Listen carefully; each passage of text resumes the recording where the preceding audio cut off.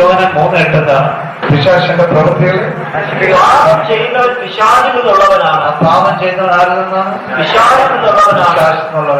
എന്നാൽ പിശാച് ആദ്യം മുതലേ പാപം ചെയ്യുന്നവനാണ്.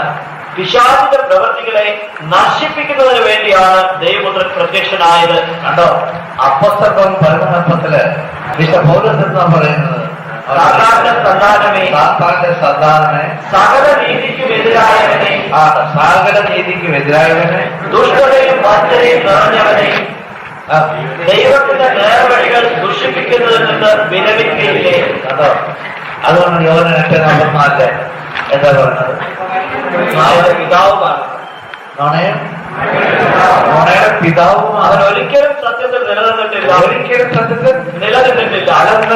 എന്തെന്നാൽ അവന് സത്യമില്ല.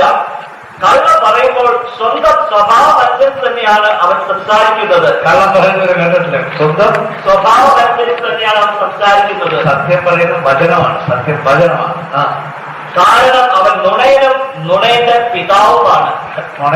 നുണയന്റെ പിതാവുമാണ്. ആ മരുന്നെന്തിനാണ് യോഹന്നാൻ പ്രത്യേകത? മോഷ്ടിക്കാനും കൊല്ലാനും നശിപ്പിക്കാനുമാണ് കള്ളൻ വരുന്നത്. ഞാൻ വന്നിരിക്കുന്നത് അവർക്ക് ജീവൻ ഉണ്ടാകാനും അത് സമൃദ്ധമായി ഉണ്ടാകാനും.